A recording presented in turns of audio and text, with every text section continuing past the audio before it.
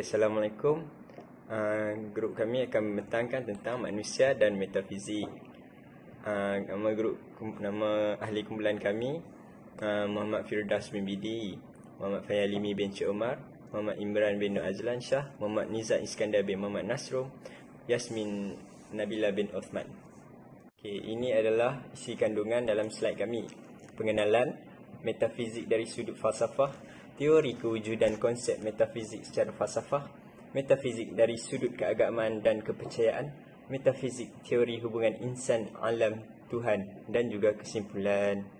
Saya akan membentangkan tentang pengenalan metafizik dari sudut etimologi. Istilah metafizik ini berasal dari bahasa Yunani, iaitu metafizik menjelaskan sesuatu yang di sebalik fizikal, merujuk kepada perkataan fizik.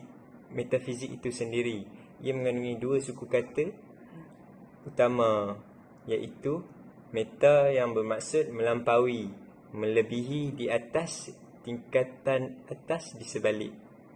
Manakala fizik yang membawa maksud zahir, perkara alam yang bersifat material, fizikal. Oleh itu, metafizik ditafsirkan sebagai satu ilmu yang membicarakan mengenai sesuatu yang melampaui sempadan atau batasan fizikal atau tidak dapat dilihat oleh mata kasar. Pengenalan yang kedua, metafizik dari sudut terminologi. Metafizik merupakan salah satu cabang utama falsafah yang dikenali sebagai falsafah pertama, merujuk kepada karya purba Aristotle, iaitu metafizik. Aristotle mendefinisikannya sebagai the study of the first principle and causes of things. Plato dan juga Aristotle berpendapat bahawa sesuatu yang di sebalik fizikal itu adalah alam pemikiran manusia itu sendiri. Ini kerana alam pemikiran itu tidak dapat dilihat oleh mata kasar. Manusia hanya boleh merasai kehadirannya. Bismillahirrahmanirrahim. Assalamualaikum warahmatullahi wabarakatuh. Jadi sebelum kita mulakan, saya perkenalkan diri saya Muhammad Imran bin Azlan Shah dari grup 5, dan saya akan menceritakan sikit mengenai teori kewujudan.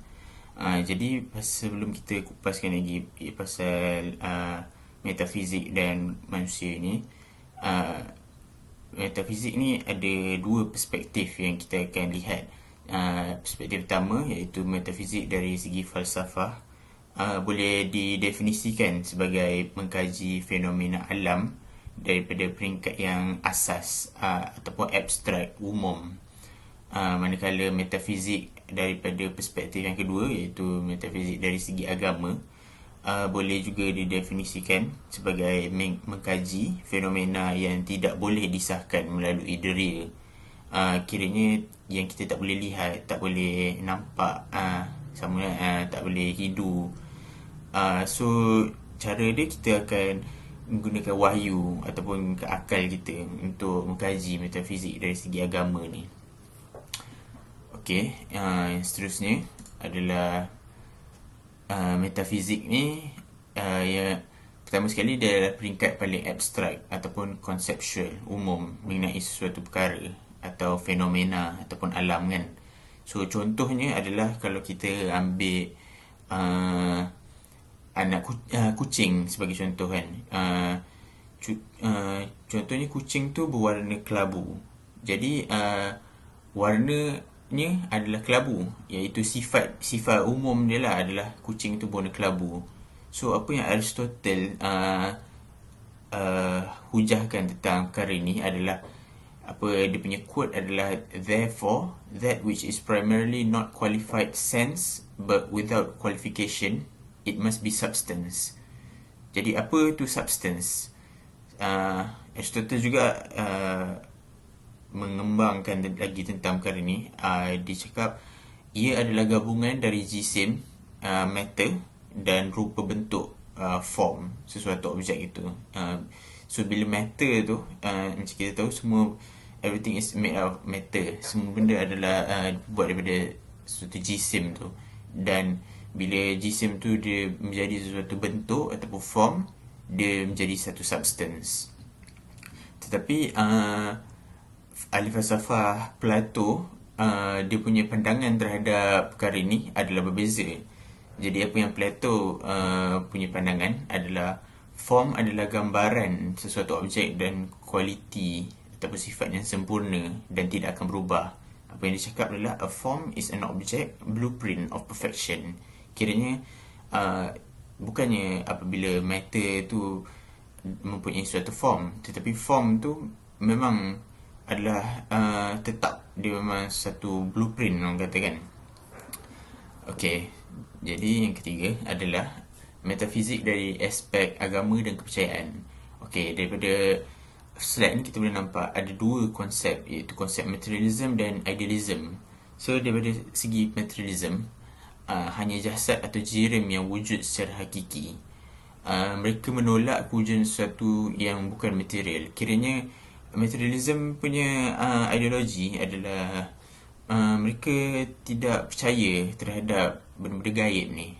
Kiranya apa yang mereka boleh lihat ataupun apa yang mereka boleh rasa, apa yang mereka kiranya yang boleh lihat lah dengan panca indera, baru mereka akan percaya.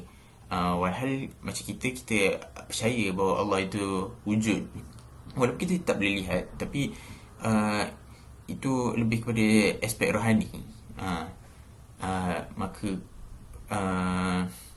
daripada konsep, maka kita akan teruskan pada konsep idealism pula, iaitu apa yang dicakap adalah kewujudan hakiki bukan bersifat material tetapi bersifat mental ataupun bersifat idea, bersifat kerohanian. Macam kita tadi kata tadi kan, Allah itu wujud, kita tahu Allah itu wujud walaupun kita tak boleh nampak. So apa yang ideologi idealism ni kata, hanya perkara-perkara yang gaib-gaib je yang betul. Yang kira materialism ni memang salah.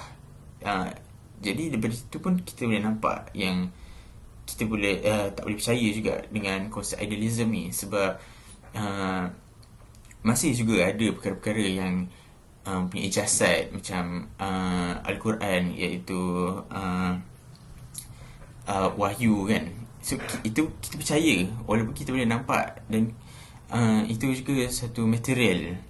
So kita kena ambil sedikit demi sedikit. Kita tak boleh menolak secara buta-buta. Kita kena ambil apa yang betul, kita kena filter lah kiranya kan.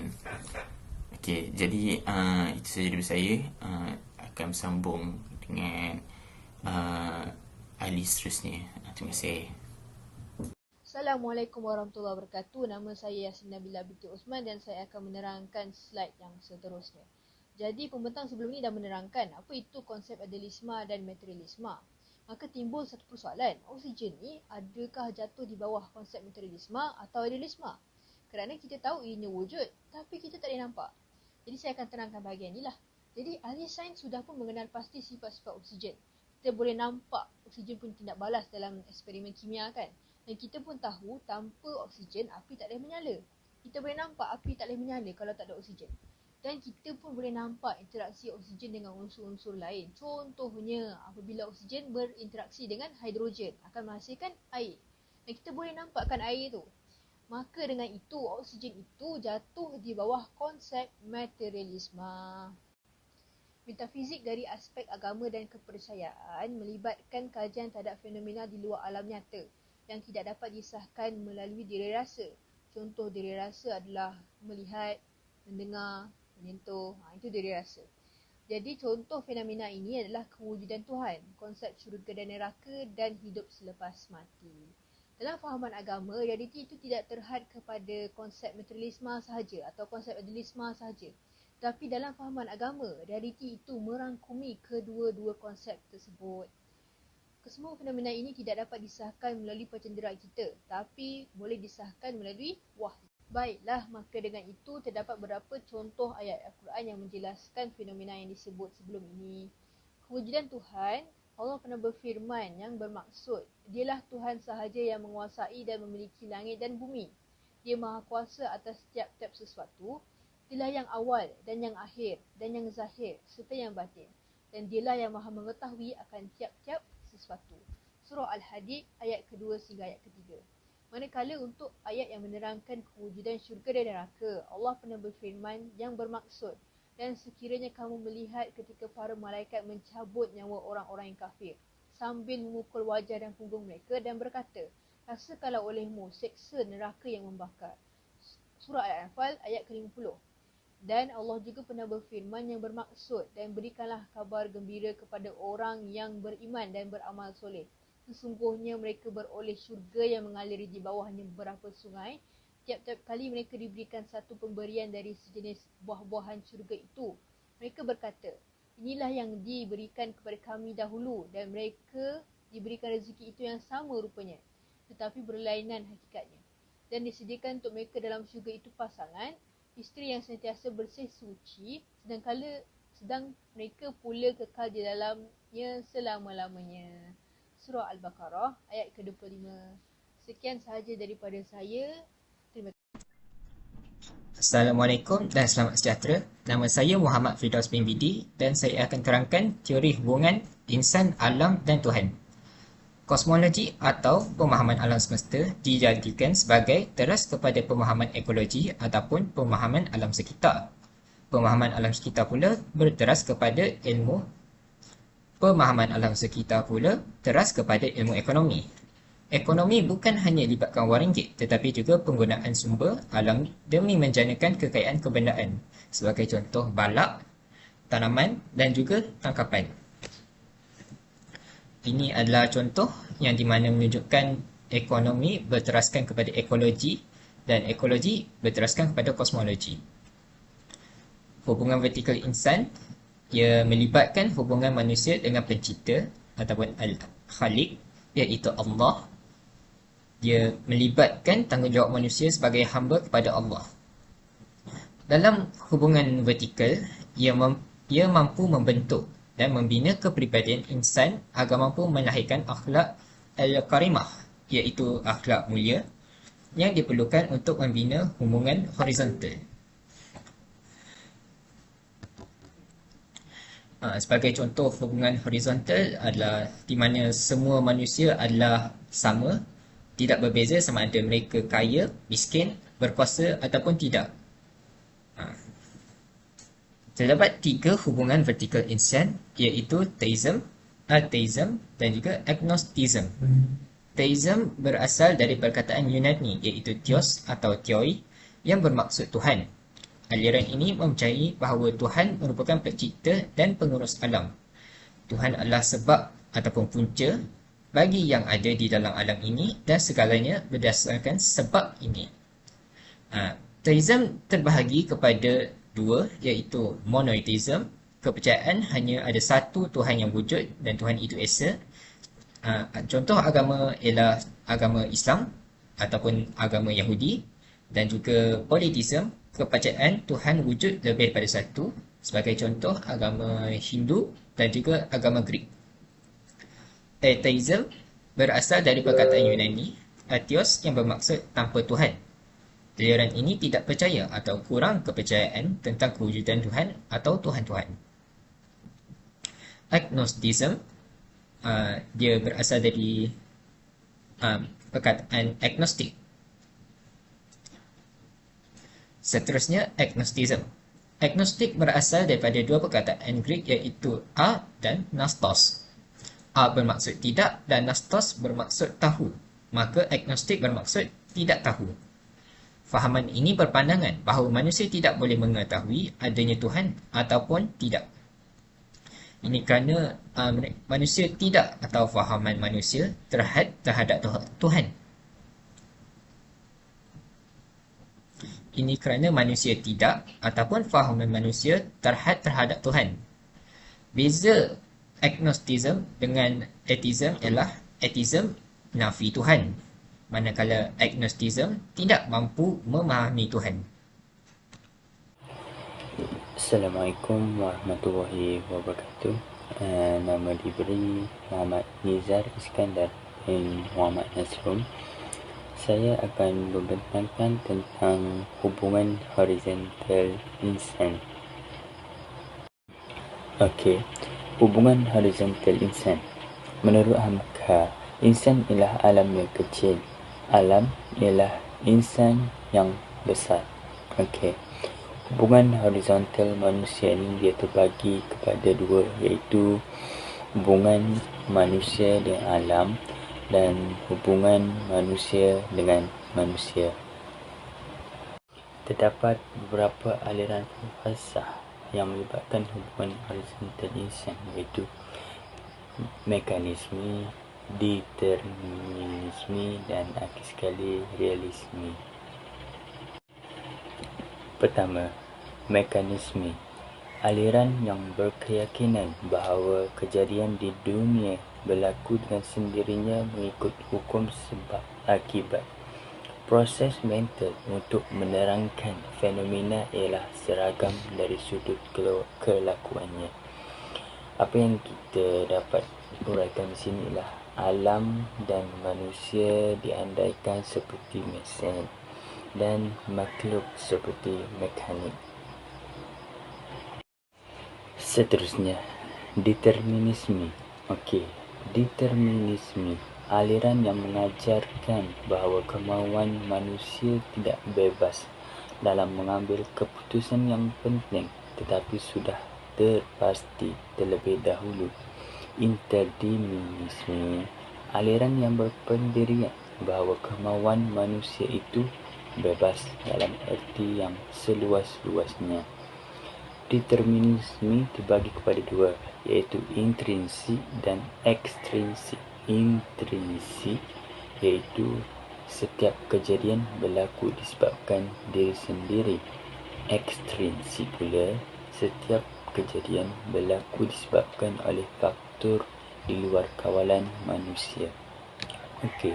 Apa yang kita dapat huraikan ialah intrinsik ini dalam kejadian yang berlaku disebabkan diri kita sendiri. Ekstrinsik, exit, keluar. Kejadian yang berlaku disebabkan oleh tanpa kawalan kita, iaitu kita tidak boleh kawal benda itu. Yang akhir sekali ialah realisme. Aliran yang berpendirian bahawa pengetahuan manusia adalah gambaran yang baik dan tepat daripada kebenaran. Dalam pengetahuan yang baik akan tergambar kebenaran yang sebenarnya. Realisme ni lebih kepada benda yang tepat, benda yang real. Contohnya, Darwinisme, alam wujud secara sendiri. Slide kita yang terakhir pada hari ini ialah kesimpulan. Yang pertama, kepercayaan dan hubungan antara insan dengan Tuhan adalah berdasarkan dalam konteks teologi, kepercayaan dan akidah kerohanian. Seperti yang kita tahu, konteks teologi membawa maksud kajian sistematik tentang sifat ketuhanan dan secara lebih seluas kepercayaan agama. Jadi apa yang dapat kita simpul di sini adalah sifat kepercayaan manusia dengan Tuhan. Dan yang kedua, terdapat pelbagai pembentukan dan perkembangan sistem-sistem metafizik. Antara contoh ialah hubungan vertikal insan, iaitu teisme, ateisme dan agnostisme, yang manakala hubungan horizontal insan pula ialah mekanisme, determinisme dan realisme. Kesimpulan yang ketiga, pembentukan metafizik yang lebih meluas berguna dalam perkembangan sains, teknologi dan inovasi nasional. Perkara ini sangat baik untuk pengembangan insan ke arah kemajuan. Itu je dari kami. Terima kasih.